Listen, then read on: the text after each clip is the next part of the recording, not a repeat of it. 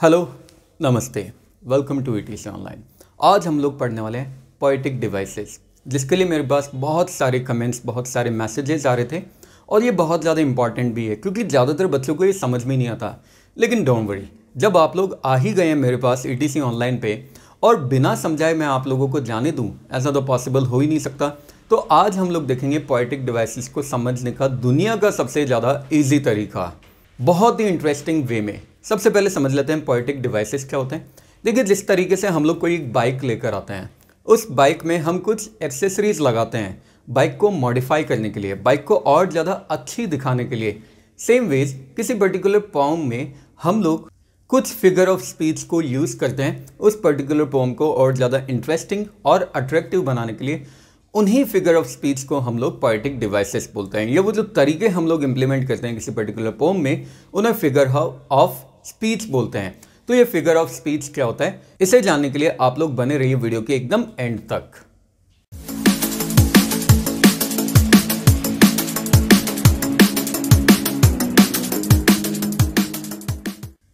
तो सबसे पहली जो पोएटिक डिवाइस हमारे पास है वो है सिमली। सिमली देखिए क्या होता है। सिमली होता है a figure of speech expressing a resemblance between things.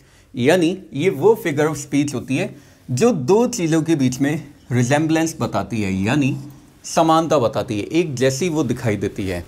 Example के लिए आप लोग ये गाना सुनिए। फूलों सा चेहरा तेरा, कलियों सी मुस्कान है। अब ये जो गाना आपने अभी अभी सुना है, इस गाने में क्या बताया गया है? फूलों सा चेहरा तेरा, यानी चेहरे को रिजेंबल किया गया है फूलों से, और कलियों सी मुस्कान है, यानी मुस्कान यानी स्माइल को कंपेयर किया गया है यहाँ पे कलियों से, तो वहाँ पे कलियों सी। ठीक है, तो मतलब इसे हम ऐसे समझेंगे कि जहाँ पे हम लोग वर्ड यूज़ करते हैं लाइक और एज, यानी इसके जैसा, तो वहाँ पे वो फिगर ऑफ स्पीच होता है सिमली। एग्जाम्पल देखिए, यहाँ पे लिखा हुआ है love is like a fairy tale. तो यहाँ पे लव को रिजेंबल किया गया है फेरी टेल से, बट यहाँ पे हमने वर्ड यूज़ कर लिया like. Same way he is as cruel as tiger, तो उसकी क्रूएलिटी के बारे में बताया गया, और वो क्रूएलिटी किसके जैसी है? टाइगर के जैसी। तो cruel as tiger, as word हमने यूज़ किया है। Same way they fought like dogs, वो लड़ रहे थे डॉग्स की तरह। तो यहाँ पे लड़ाई को किसकी तरह बताया गया है? डॉग्स की तरह, लाइक वर्ड यूज़ करके, तो ये सिमली हो गया। Last example, you are as strong as an ox, तुम ऑक्स की तरह स्ट्रॉन्ग हो। तो यहाँ पे स्ट्रॉन्ग बताया गया है किसकी तरह? ऑक्स की तरह, और वर्ड हमने यूज़ किया है एज। तो ये हो गया सिमली। अब इसके बाद में हम लोग मेटाफोर देखते हैं। तो नेक्स्ट है मेटाफोर। देखिए मेटाफोर क्या होता है? A figure of speech that suggest a non literal similarity, यानी ये वो फिगर ऑफ स्पीच होता है जो नॉन लिटरल सिमिलैरिटी को सजेस्ट करता है, यानी ये लाइक और एज वर्ड को यूज़ नहीं करता। इनफैक्ट डायरेक्ट ही ये किसी नाउन को किसी पर्टिकुलर वर्ड में क्वालिफाई कर देता है। जैसे हमने बोला Ram is as brave as the tiger, Ram tiger के जैसा ब्रेव है, तो यहाँ पे हमने एज वर्ड यूज़ किया। सिंपल इस सेंटेंस को मैं ऐसे भी तो बोल सकता हूँ, Ram is the tiger of a town, Ram हमारे टाउन का टाइगर है। तो यानी राम को मैं टाइगर नहीं बोल रहा, इनफैक्ट मैं ये बताना चाहता हूँ कि राम टाइगर के जैसा है, लेकिन मैंने यहाँ पे लाइक और एज यूज़ नहीं किया, मैंने डायरेक्ट राम के लिए एक वर्ड यूज़ कर लिया टाइगर। पहले आप ये वाला गाना सुनिए। तू मेरी जिंदगी है, तू मेरी हर खुशी है। तो इस गाने में बोला है तू मेरी जिंदगी है, इसका मतलब तू मेरी जिंदगी जैसी है। अब यहाँ पे अगर हम जैसी वर्ड यूज़ करते तो ये सिमली हो जाता, लेकिन हमने डायरेक्ट तू को बोल दिया, यानी उससे हमने बोल दिया मेरी ज़िंदगी है। तो यानी यहाँ पे हमने डायरेक्ट उसका कंपैरिजन किससे कर दिया? अपनी ज़िंदगी से, अपनी लाइफ से। सेम वेज एग्जाम्पल देखिए, Ram is the tiger of a town, तो यहाँ पे राम को हमने डायरेक्टली टाइगर बोल दिया है, लाइक या एज का कहीं पे यूज़ नहीं किया। सेम वेज विलियम शेक्सपियर की एक बहुत फेमस पोम है 7 एजेस ऑफ मैन, उसकी एक लाइन है all the world is a stage, तो यहाँ पे पूरे वर्ल्ड को स्टेज बोल दिया, यानी पूरा वर्ल्ड एक स्टेज है, पूरा वर्ल्ड एक स्टेज के जैसा है। अगर हम बोलते तो वो सिमली हो जाता, पूरा वर्ल्ड एक स्टेज है। तो यहाँ पे अब हमें समझना पड़ेगा कि एक स्टेज के जैसा है, तो तो ये मेटाफर हो गया। Same way laughter is the music of the soul, तो यहाँ पे लाफ्टर को डायरेक्टली म्यूजिक बोल दिया कि यानी लाफ्टर सोल के म्यूजिक जैसा है हो जाता तो सिमिली हो जाता, और लाफ्टर सोल का म्यूजिक है तो मेटाफर हो गया। यानी लाइक और एज हटा दो सिमिली से तो वो मेटाफर बन जाता है। My car is my second home, तो my car is my second home, car को हमने डायरेक्ट यहाँ पे सेकेंड होम बोल दिया। कार मेरे सेकेंड होम जैसी है तो सिमिली हो जाता, कार मेरा सेकेंड होम है तो ये मेटाफर हो गया। अब हमारे पास आता है अलिट्रेशन। अलिट्रेशन क्या होता है? Use of the same consonant at the beginning of each word next to each other और नियर बाय, यानी हम सेम कॉन्सोनेंट वर्ड को यूज़ कर रहे हैं, एक दूसरे के पास में या एक दूसरे के बिल्कुल आगे आगे यूज़ कर रहे हैं। सबसे पहले तो आप ये गाना सुनिए।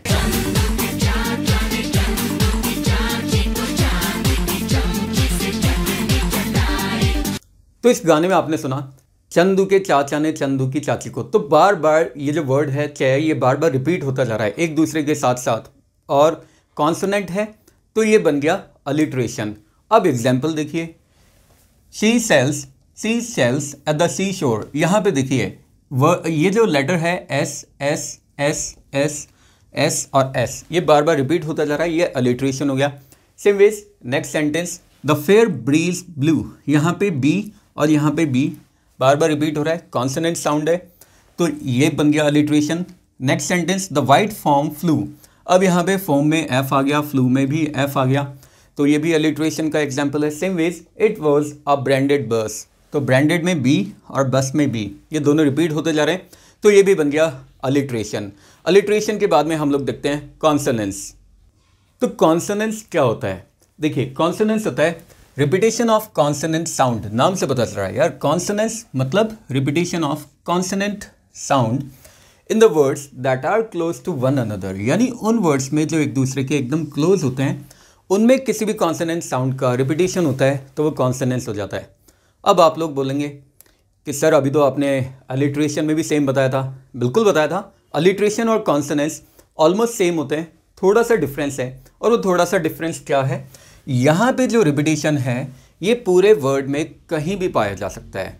भाई अलिट्रेशन में तो क्या हो रहा था, अलिट्रेशन में जो रिपीटेशन था कॉन्सोनेंट साउंड का वो वर्ड के एकदम स्टार्टिंग में हमें मिल रहा था, यहाँ पे ये रिपीटेशन कहीं भी पाया जा सकता है उस पर्टिकुलर वर्ड में, कहीं भी। सबसे पहले तो आप लोग ये गाना देखिए। मेरे रश के कमर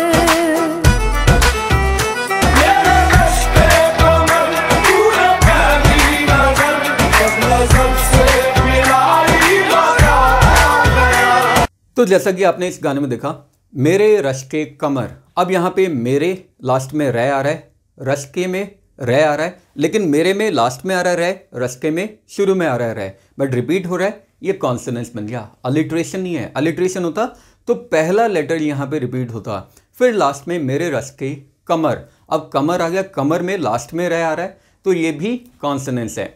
सेम वेज एग्जाम्पल्स यहाँ पे Mike likes his new bike, यहाँ पे देखिए लास्ट वाला वर्ड रिपीट हो रहा है क और क, माइक लाइक्स न्यू बाइक। अब I gave you a pen then, यहाँ पे पेन लास्ट में आ रहा है एन और यहाँ पे एन लास्ट में आ रहा है, ये भी रिपीट हो रहा है। Same way there is a ball in the hall, अब यहाँ पे बॉल डबल एल लास्ट में आ रहा है, कॉन्सोनेंट साउंड है, और यहाँ पे डबल एल लास्ट में आ रहा है, ये भी कॉन्सोनेंट साउंड है, रिपीट हो रहा है, कॉन्सोनेंस बन गया। I stood on the road, यहाँ पे डी आ रहा है और यहाँ पे भी डी आ रहा है, दोनों कहाँ आ रहे हैं, लास्ट में आ रहे हैं, तो मतलब यहाँ पे वर्ड का रिपीटेशन होगा, पूरे वर्ड में कहीं भी आ सकता है, कॉन्सोनेंट साउंड होना चाहिए, पूरे वर्ड में कहीं भी आ सकता है। जबकि अलिट्रेशन में क्या था, ये एकदम स्टार्टिंग में आ रहा था। अब इसके बाद हम लोग कॉन्सोनेंस के बाद में देखते हैं असोनेंस। असोनेंस बिल्कुल कॉन्सोनेंस के जैसा ही होता है, डिफरेंस क्या है, कॉन्सोनेंस में हम लोग कॉन्सोनेंट साउंड को देखते थे, असोनेंस में हम लोग वावल साउंड को देखेंगे, इतना सा डिफरेंस है। So the repetition of similar vowels in successive words, phrases और सेंटेंस, किसी भी वर्ड, सेंटेंस या फ्रेजेस में अगर रिपीट हो रहा है वावल साउंड तो हम लोगों को ध्यान देना है, तो हम लोगों को समझ जाना है कि वो असोनेंस है। यहाँ पे एक इंपॉर्टेंट बात, साउंड सेम होना चाहिए, वो पर्टिकुलर वावल सेम नहीं होना चाहिए। फॉर एग्जाम्पल जैसे मैंने यहाँ पे लिख दिया ड्रामा और सेम, अब देखिए सेम में भी ए आया है, वावल है, ड्रामा में भी ए आया है, ए है वावल, बट यहाँ पे साउंड ड्रामा में आ का साउंड आ रहा है और सेम में ए का साउंड आ रहा है, तो इसे हम असोनेंस नहीं बोल सकते। साउंड सेम होना चाहिए, दोनों जगह आ का या ए का साउंड आना चाहिए। तो सबसे पहले तो आप लोग ये गाना सुनिए।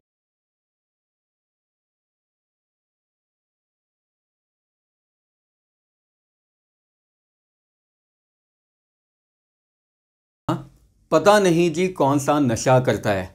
पता लास्ट में, पता के लास्ट में आ का साउंड आ रहा है। कौन सा के लास्ट में आ का साउंड आ रहा है। नशा के लास्ट में आ का साउंड आ रहा है। कर्ता के लास्ट में आ का साउंड आ रहा है। तो यानी यहाँ पे आ का साउंड यानी ए का साउंड बार बार रिपीट हो रहा है और वो साउंड किसका है, वावल का साउंड है, तो ये बन गया असोनेंस। एग्जाम्पल देख लेते हैं। The fat cat had a smack, तो यहाँ पे ए वावल है, इसका साउंड बार बार रिपीट हो रहा है, तो ये बन गया assonance. Same veg my dear the beer is very near, तो यहाँ पे डियर ई का और ई का साउंड रिपीट हो रहा है। Same way go slow over the road, तो गो ओ और यहाँ पे ओ और यहाँ पे भी ओ का साउंड रिपीट हो रहा है। Same way try to light the fire, तो यहाँ पे ट्राई में इसमें भी आई का साउंड आ रहा है, इसमें भी आई का साउंड आ रहा है और इसमें भी आई का साउंड रिपीट हो रहा है। ये बन गया असोनेंस। अब आता है हमारे पास पर्सोनिफिकेशन। पर्सोनिफिकेशन क्या होता है, देखिए इसके नाम से पता चल रहा है, हिंदी में इसे बोलते हैं मानवीकरण, यानी किसी भी ऐसी चीज़ को जो वास्तव में ह्यूमन नहीं है लेकिन उसे हमने ह्यूमन कैरेक्टरिस्टिक दे दिया है, यानी जो इंसान नहीं है लेकिन हमने इंसान के जैसे कैरेक्टरिस्टिक उस पर्टिकुलर चीज़ में, ऑब्जेक्ट में या नाउन में बता दिए, तो वो हो जाता है पर्सोनिफिकेशन।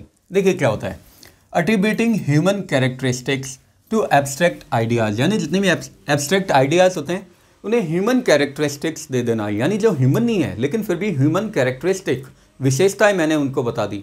जैसे किसने मुझसे पूछा कि सर आज आप लेट क्यों हो गए, मैंने बोला यार वो बाइक स्टार्ट नहीं हुई थी। उसने बोला क्यों, मैंने कहा पता नहीं यार मेरी बाइक मुझसे नाराज़ हो गई, आज तो स्टार्ट ही नहीं हुई। तो बाइक नाराज़ थोड़ी हो सकती है, नाराज़ तो हम लोग हो सकते हैं इंसान, लेकिन मैंने क्या किया, सर्विस मैं खुद टाइम पे करवाता नहीं हूँ और बिल मैं बेचारा बाइक के नाम पे फाड़ रहा हूँ, बोल दिया मैंने नाराज़ हो गई।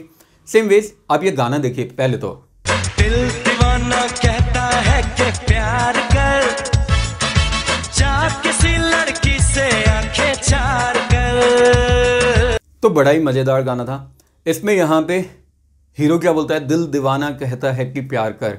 अब दीवाना तो हीरो खुद है, लेकिन दीवाना उसने किससे बता दिया, दिल को, और उसके बाद में भी कहना तो खुद चाहता है कि भाई प्यार कर, लेकिन बिल किसके नाम पे फाड़ रहा है, बेचारे दिल के नाम पे। दिल थोड़ी बोलता है किसी का, लेकिन दिल दीवाना कहता है कि प्यार कर, यानी दिल कहता है। कहते तो हम लोग हैं, ह्यूमन कहते हैं, दिल तो नहीं कहता, लेकिन यहाँ पे दिल कहता है, तो यानी उसने दिल को कैरेक्टरिस्टिक दे दिया ह्यूमन का कि वो बोल रहा है। सेम वेज एग्जाम्पल देखिए यहाँ पे, द ओशन हीव्ड अ साय। अब यहाँ पे ओशन आह भर रहा है, यानी तेज तेज सांसें ले रहा है, तो ओशन मतलब वहाँ पे तेज तेज लहरें आ रही है, तो तेज सांस कौन लेता है, ह्यूमन लेता है, लेकिन हमने ओशन को यहाँ पे कैरेक्टरिस्टिक दे दिया ह्यूमन का, तो ये बन गया पर्सोनिफिकेशन, यानी एक पर्सन की हमने स्पेसिफिकेशन दे दी। देखिए नाम से पता चल रहा है, पर्सोनिफिकेशन किसी पर्सन की स्पेसिफिकेशन डाल देना किसी ऐसे नाउन में जो नॉन ह्यूमन है। Same way the sun smiled at us, sun smile करता है, यार स्माइल तो हम लोग करते हैं, ह्यूमन करते हैं, तो सन को यहाँ पे मैंने पर्सन की एक स्पेसिफिकेशन दे दी, स्माइल कर रहा है। द विंड वॉज हॉलिंग, हॉलिंग यानी होता तेज आवाज़ निकालना, तो विंड हॉल कर रही थी, तो तेज आवाज़ तो ह्यूमन निकालते हैं, लेकिन हमने विंड को यहाँ पे स्पेसिफिकेशन दे दिया ह्यूमन का। Same way lightning danced across the sky, तो लाइटनिंग कभी डांस थोड़ी करती है यार, हम लोग करते हैं, लेकिन हमने क्या किया, लाइटनिंग को स्पेसिफिकेशन दे दी ह्यूमन की कि वो डांस कर रही थी, तो ये बन गया पर्सोनिफिकेशन। अब हम लोग देखते हैं पन। पन क्या होता है, देखिए हिंदी में इसे बोलते हैं श्लेष अलंकार। पन होता है अ हार्मोनियस प्ले ऑन वर्ड्स, यानी शब्दों के साथ खेलना, शब्दों का मजाक बनाना। ये जनरली कई बार हमें डबल मीनिंग भी देता है, मतलब ये वो वर्ड्स होते हैं जो हमें डबल मीनिंग भी देते हैं। हाँ बिल्कुल, जो आप सोच रहे हैं वो वाला मीनिंग भी इसका हो सकता है। तो देखिए सबसे पहले तो आप लोग ये गाना सुनिए, लहू मुलक गया,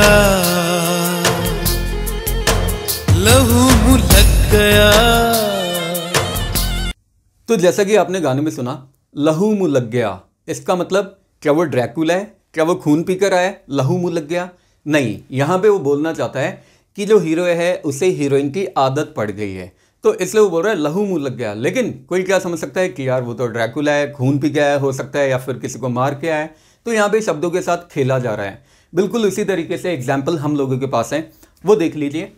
एग्जाम्पल है the tallest building in the town is the library, it has 1000 stories. अब टाउन में जो सबसे बड़ी बिल्डिंग है वो लाइब्रेरी की है, इसमें 1000 स्टोरीज है।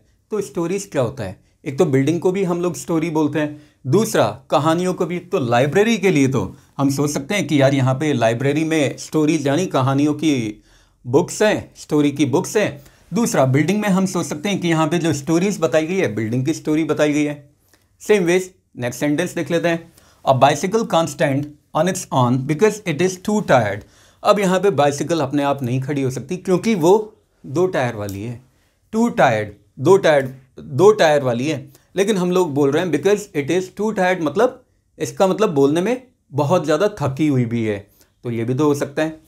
Next, reading while sun bathing makes you well read, यानी सन बेदिंग यानी सन बाथ जो लेते हैं, धूप सेकते हुए हम लोग रीड कर रहे हैं, तो उससे हम लोग क्या हो सकते हैं? वेल रेड हो सकते हैं, यानी अच्छे पढ़े लिखे बन सकते हैं। यानी धूप में हमारा दिमाग ज़्यादा चलता है और इसलिए हम लोग अच्छे से पढ़ सकते हैं। लेकिन यहाँ पे क्या होता है?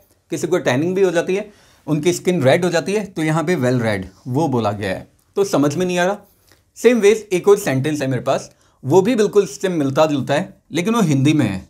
और वो सेंटेंस है काग दही पर जान गवायो। देखिए, ये मैं आप लोगों को सुनाता हूँ कि ये सेंटेंस मैंने यहाँ पे क्यों लिखा है। इस सेंटेंस का मतलब क्या है? भाई एक बार हुआ क्या था कि एक आदमी होता है, वो बेचारा जाता है किसी एक हलवाई की दुकान पे और वहाँ से उससे बोलता है कि भाई साहब मुझे दही कचौरी दे दो। तो वो दही कचौरी उससे दे देता है। और वो दही कचौरी जब वो खा रहा होता है, उसी समय क्या होता है? अचानक वहाँ से एक कौवा आता है, कौवा आता है और वो उसकी दही कचौरी लेकर उड़ जाता है। अब उस आदमी को बड़ा गुस्सा आता है, वो नीचे से एक पत्थर उठाता है और सीधा उस क्रो के ऊपर दे मारता है। अब इससे निशाना भी गलती से सही लग जाता है, तो वो जो कौवा होता है पत्थर उसको लगता है और वो कौवा बेचारा नीचे गिर जाता है और मर जाता है। तो ये देखकर वहाँ पे एक दूसरा आदमी होता है, वो उसकी दीवार पे लिख के चला जाता है काग दही पर जान गवायो। काग यानी कौवा, दही यानी दही, पर जान गवायो। अब ये लिख के वो तो चला गया। थोड़ी देर बाद में हुआ क्या, उसी हलवाई की दुकान पे एक दूसरा आदमी आता है और वो दूसरा आदमी क्या करता है, वो एक्चुअली फंसा हुआ था, मतलब वो अकाउंटेंट था। तो उसने क्या किया था, जो अकाउंट्स वगैरह था उनकी हेरा फेरी उसने कर दी थी, यानी पेपर्स को इधर उधर उसने कर दिया था। जब वो दही कचौरी खाने आता है तो वो इस सेंटेंस को पढ़ता है, तो ये सोचता है कि वो सेंटेंस उसके लिए लिखा हुआ है। क्यों लिखा हुआ है? क्योंकि वो इससे क्या पढ़ता है, कागद ही पर जान गवायो। कागज यानी कागज, यानी कागज की खातिर मैंने अपनी जान गंवा दी, पुलिस मेरे पीछे पड़ी है और मेरे ऊपर इतने सारे केसेस लग गए। तो वो इस सेंटेंस को अपने अकॉर्डिंग ले लेता है, बेचारा वो भी चला जाता है। अब थोड़ी देर बाद में फिर क्या होता है, फिर वहाँ पे एक और आदमी आता है। अब जो एक और आदमी होता है, ये कौन होता है? ये बेचारा एक आशिक होता है, किसी लड़की के प्यार में फंसा हुआ होता है, बेचारा लड़की का प्यार का मारा होता है, दही कचौरी खाने आता है और इस सेंटेंस पे नज़र पड़ जाती है। तो ये सेंटेंस को देखते ही समझ जाता है कि ये सेंटेंस मेरे लिए लिखा हुआ है। क्यों? क्योंकि वो जो उस लड़की के लिए इसने अपना घर बार छोड़ दिया था, बेचारे की बड़ी बड़ी दाढ़ी आ गई थी, शक्ल इसकी एकदम कुत्ते जैसी हो गई थी। तो मतलब कहने का मतलब ये है कि बहुत बुरी हालत में था। तो ये सेंटेंस को अपने अकॉर्डिंग पढ़ता है, अपनी सिचुएशन के अकॉर्डिंग। और वो सिचुएशन क्या होती है, ये सेंटेंस को पढ़ता है का गधी पर जान गवायो। गधी यानी गधी, तो क्या गधी पे जान गवाया, मतलब वो लड़की लास्ट में उसे छोड़ के भी चली जाती है। तो यहाँ पे हम लोग इसे भी पंत का एक एग्जाम्पल मान सकते हैं। एक ही सेंटेंस है लेकिन डबल क्या इसके, तो यहाँ पे तो ट्रिपल मीनिंग हो गए। अलग अलग लोगों ने अलग अलग सिचुएशन के अकॉर्डिंग इसका मतलब निकाल लिया। तो ये भी पंत का एक एग्जाम्पल था। Next, hyperbole. देखिए जैसा इसके नाम से पता चल रहा है, हाइपरबोली क्या होता है? एक्स्ट्रावेगेंट एग्जैजरेशन, यानी किसी भी वर्ड को बहुत ही ज़्यादा बढ़ा चढ़ा के बोलना। जैसे कोई मुझसे पूछता है कि सर ये वाला सेंटेंस दोबारा बता दो, मैं उसे बोलता हूँ अरे यार 1000 बार तो बता दिया। अब 1000 बार बता दिया मतलब क्या मैंने वास्तव में 1000 बार बता दिया? क्या मैंने काउंट किया? क्या मैंने गिना है? क्या तुम लोगों ने गिना है? नहीं, यहाँ पे मैं क्या कर रहा हूँ, अपना जो सेंटेंस है उसे और ज़्यादा एग्जैजरेट करके बोल रहा हूँ, यानी और ज़्यादा इंटेंसिफाई करके बोल रहा हूँ। 1000 बार बता दिया मतलब बहुत बार बता चुका, 5, 6, 10, 12, 15 बार शायद। तो सेम वेज सबसे पहले तो आप ये गाना देखिए। मैं दुनिया भुला दूंगा तेरी चाहत में, ओ दुश्मन जमाना मुझे ना भुलाना, मैं खुद को मिटा दूंगा तेरी चाहत में। तो इस गाने में हमारे हीरो भाई साहब बोल रहे हैं मैं दुनिया भुला दूंगा तेरी चाहत में। तो क्या वास्तव में उसकी चाहत में वो दुनिया भुला देगा? नहीं यार, वो तो सिर्फ मक्खन लगा रहा है, उस लड़की को पटाने के लिए बोल रहा है कि भाई मैं तुझसे इतना चाहता हूँ, मैं तुझसे इतना प्यार करता हूँ कि मैं दुनिया भुला सकता हूँ, यानी मैं सब कुछ छोड़ सकता हूँ, छोटी मोटी जो चीज़ें हैं उन्हें मैं छोड़ सकता हूँ, यानी दूसरी जो गर्लफ्रेंड है उसे छोड़ सकता हूँ या और छोटे मोटे काम धंधे में कर सकता हूँ। लेकिन अपनी बात को कैसे बड़ा चढ़ा के बता रहा है जैसे भाई इससे ज़्यादा कोई उसे प्यार ही नहीं करता, कोई उसे चाह ही नहीं सकता। सेम वेज सेंटेंस भी देख लीजिए यहाँ पे। Example, I am so hungry that I can eat you. मैं इतना भूखा हूँ कि मैं तुम्हें भी खा सकता हूँ। क्या कोई इतना भूखा हो सकता है क्या यार? नहीं हो सकता। बस यहाँ पे तो बात को बढ़ा चढ़ा के बताया गया है। हिंदी में बोलते भी हैं अतिशयोक्ति अलंकार, यानी बहुत ही ज़्यादा बढ़ा चढ़ा के बोलना। सो मैं इतना भूखा हूँ कि मैं तुम्हें खा सकता हूँ, तो यानी बहुत ज़्यादा भूख लग रही है। You are as skinny as a toothpick. तुम इतने पतले हो जितनी टूथपिक होती है। तो क्या कोई इतना पतला हो सकता है? नहीं, हम बड़ा चढ़ा के बोल रहे हैं। जैसे बोलते हैं ना किसी को यार देख दिखने में तू कैसा है, एकदम माचिस की तिल्ली जैसा है, यानी माचिस की तिल्ली जैसा मतलब माचिस की तिल्ली जैसा कोई हो सकता है क्या? हम बड़ा चढ़ा के बोल रहे हैं कि यार तू दिखने में बहुत ही ज़्यादा पतला है। Same veg my friend is as tall as a house. मेरा फ्रेंड एक घर जितना बड़ा है। घर जितना बड़ा कोई हो सकता है क्या? मतलब वो बहुत ही लंबा है, 6 या 6.5 फीट उसकी हाइट होगी। तो ये हो गया हाइपरबोली। नेक्स्ट है ऑक्सीमोरॉन। देखिए ऑक्सीमोरॉन क्या होता है? कंजॉइंट कंट्राडिक्टरी टर्म्स, यानी ये वो टर्म्स होते हैं जो एक दूसरे से कॉन्ट्राडिक्ट करते हैं, यानी एक दूसरे के अगेंस्ट होते हैं। हिंदी में विरोधाभास बोलते हैं हम इन्हें। अब ये वो वर्ड्स होते हैं जो मतलब एक दूसरे के बिल्कुल ऑपोजिट होते हैं, बिल्कुल ऑपोजिट। जैसे हम लोग बोलते हैं ना, कई बार मम्मी को हमने बोला मम्मी आज सब्जी में नमक ज़्यादा ही कम है। तो नमक ज़्यादा है या कम है, दोनों यार ऑपोजिट वर्ड हमने बोले। ज़्यादा का मतलब अलग होता है, कम का मतलब उससे भी बिल्कुल ऑपोजिट होता है। तो नमक ज़्यादा कम है, ये ऑक्सीमोरॉन है। पहले तो आप लोग गाना देखिए। बैरी पिया बड़ा बेदर्दी, इश्क हो बैरी पिया बड़ा बेदर्दी। तो इस गाने में हमारी हीरोइन मैम साहब बोल रही है बैरी पिया। अब यार बैरी यानी होता है दुश्मन और पिया यानी प्यारा। भाई अगर कोई बैरी भी है यानी कोई दुश्मन भी है और फिर भी वो पिया है, ये कैसे हो सकता है भाई? या तो कोई बैरी हो सकता है मतलब दुश्मन ही हो सकता है, या कोई पिया हो सकता है हमारा प्रेमी हो सकता है। तो ये ऑक्सीमोरॉन था। सेंटेंस के एग्जाम्पल देखिए। I have original copies. अब यार ओरिजिनल है या कॉपी है मतलब आप समझ ही गए ना। लेकिन यहाँ पे ओरिजिनल का मतलब तो ओरिजिनल ही होता है, कॉपी का मतलब उसकी डुप्लीकेट होता है। तो ये दोनों वर्ड्स एक दूसरे से कॉन्ट्राडिक्ट कर रहे हैं। Same way the sentence is truly false. ये सेंटेंस सच में गलत है। तो भाई ट्रूली फॉल्स ये दोनों एक दूसरे से ऑपोजिट वर्ड्स हैं। It was seriously funny. ये वास्तव में फ़नी था। सीरियसली मतलब गंभीर रूप से, फ़नी मतलब मजाक किया। तो यानी ये दोनों वर्ड्स एक दूसरे के कॉन्ट्राडिक्ट है। Same way please act naturally. अरे यार सोच तो लो, एक्ट करना है या नेचुरल बनना है? तो एक्ट या नेचुरली ये दोनों एक दूसरे से कॉन्ट्राडिक्ट कर रहे हैं। तो ये ऑक्सीमोरॉन है। बिल्कुल ऑक्सीमोरॉन की तरह ही होता है पैराडॉक्स। तो पैराडॉक्स भी बिल्कुल सेम होता है ऑक्सीमोरॉन के। डिफरेंस क्या होता है वो मैं अभी बता देता हूँ, पहले से पढ़ लेते हैं। A statement that contradicts itself, यानी यहाँ पे हम लोग बात करें एक स्टेटमेंट की जो अपने आप से ही कॉन्ट्राडिक्ट करता है। हिंदी में इसे भी हम लोग विरोधाभास बोलते हैं। तो ऑक्सीमोरॉन में हम लोग दो वर्ड्स की बात कर रहे थे जो वर्ड्स एक दूसरे से कॉन्ट्राडिक्ट करते हैं, एक दूसरे के ऑपोजिट होते हैं। यहाँ पे स्टेटमेंट्स की हम लोग बात करते हैं। दो स्टेटमेंट होते हैं वो एक दूसरे से कॉन्ट्राडिक्ट करते हैं, एक दूसरे के ऑपोजिट होते हैं।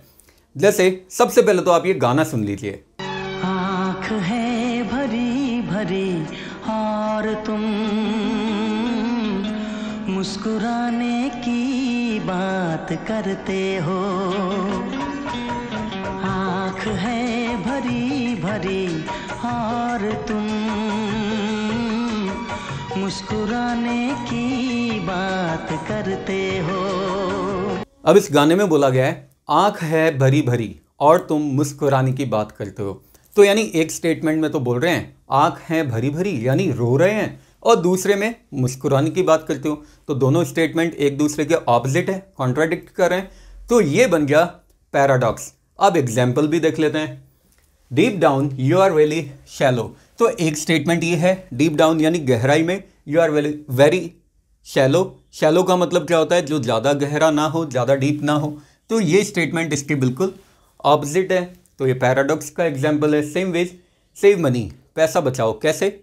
बाय स्पेंडिंग इट, खर्च करके। तो ये स्टेटमेंट सेव मनी ये इसके बिल्कुल ऑपोजिट है। Same way it is the beginning of the end, ये अंत की शुरुआत है। अंत की शुरुआत है यार, इससे तो मुझे एक डायलॉग भी याद आ गया महाभारत का। तो जैसा इस डायलॉग में बताया गया है अंत ही आरंभ है, यानी अंत हो गया तो वो ही आरंभ है। दोनों एक दूसरे के ऑपोजिट है। Same way it is the beginning of the end, तो यानी बिगिनिंग और एंड दोनों एक दूसरे से कॉन्ट्राडिक्ट कर रहे हैं। तो ये हो गया पैराडॉक्स। अब एक लास्ट और हम लोग देख लेते हैं। तो अब आज का लास्ट पोएटिक डिवाइस देखते हैं, जो है ऑनोमेटोपिया। जितना अजीब इसका नाम है उतना ही ज़्यादा इजी है ये। हिंदी में देखिए, ध्वनि अनुकरण। अब ऑनोमेटोपिया वो पोएटिक डिवाइस होता है जिसे ऐसे हम लोग समझ लेते हैं कि ये जिस पर्टिकुलर वर्ड को डिस्क्राइब कर रहा है उसी के साउंड के बारे में बताता है। पढ़ भी लेते हैं। यूजिंग वर्ड्स, ये वो वर्ड्स हम लोग यहाँ पे यूज़ करते हैं दैट इमिटेट द साउंड, जो किसी साउंड की नकल करता है। या फिर words that sound like the thing it is describing, वो वर्ड्स जो जिस थिंग को डिस्क्राइब कर रहे हैं उसी के जैसा साउंड कर रहे हैं। जैसे सबसे पहले तो मज़ेदार सा गाना सुन लीजिए।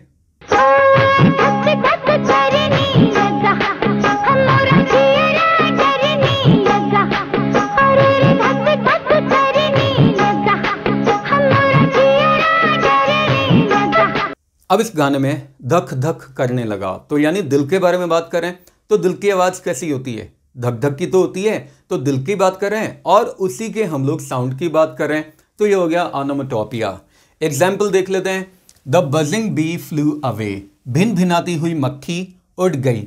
अब बी यानी मधुमक्खी की आवाज़ कैसी होती है? बजिंग यानी भिन भिनाना। तो मधुमक्खी की बात कर रहे हैं और उसी के साउंड की बात कर रहे हैं। तो ये हो गया onomatopoeia. Same way the ticking of the clock, तो क्लॉक घड़ी की आवाज़ कैसी होती है? टिक टिक होती है। तो घड़ी की टिक टिक की आवाज़। Same way he fell into the river with a splash, वो रिवर में गिर गया एक छपाक की आवाज़ के साथ। रिवर यानी पानी, जब कोई पानी में गिरता है तो आवाज़ कैसी आती है? छपाक। तो यानी यहाँ पे रिवर के साउंड की बात की गई है और वो साउंड है स्प्लैश का। Same way he fell on the ground with a loud thump, वो ग्राउंड पे गिर गया एक जोर से धड़ाम की आवाज़ के साथ। थम्प यानी होता है धड़ाम की आवाज़। तो ग्राउंड पे जब हम लोग गिरते हैं कैसे आवाज़ आती है? धम आवाज़ आती है। तो बस यहाँ पे इस साउंड को ये इमिटेट कर रहा है। तो ये हो गया ऑनोमेटोपिया। और इसी के साथ हम लोगों के सारे पोएटिक डिवाइसेस भी ख़त्म हो चुके हैं जो हम लोगों को आज के वीडियो में कवर करने थे। जितने रिमेनिंग पोएटिक डिवाइस हैं उन्हें हम लोग नेक्स्ट वीडियो में देखेंगे, क्योंकि वीडियो काफ़ी ज़्यादा लेंथी हो गया। लेकिन आई होप आप लोगों ने इन्जॉय ज़रूर किया होगा और वीडियो भी काफ़ी इंटरेस्टिंग आप लोगों को लगा होगा। फिर भी अगर आप लोगों के कोई भी सजेशन, कमेंट या डाउट वगैरह है तो नीचे जो कमेंट बॉक्स है वो आप लोगों के लिए बनवाया हुआ है, उसमें आप लोग अपने कमेंट्स ड्रॉप कर सकते हैं। मैं ट्राई करूँगा जल्द से जल्द उनका आंसर करने की, उन पर रिवर्ट करने की। तो इसी तरह के और मज़ेदार और इंटरेस्टिंग वीडियोज़ के लिए बने रहिए ATC ऑनलाइन के साथ। नेक्स्ट वीडियोज़ तक के लिए have a good day, take care, bye bye, जय हिंद, जय भारत, राधे राधे।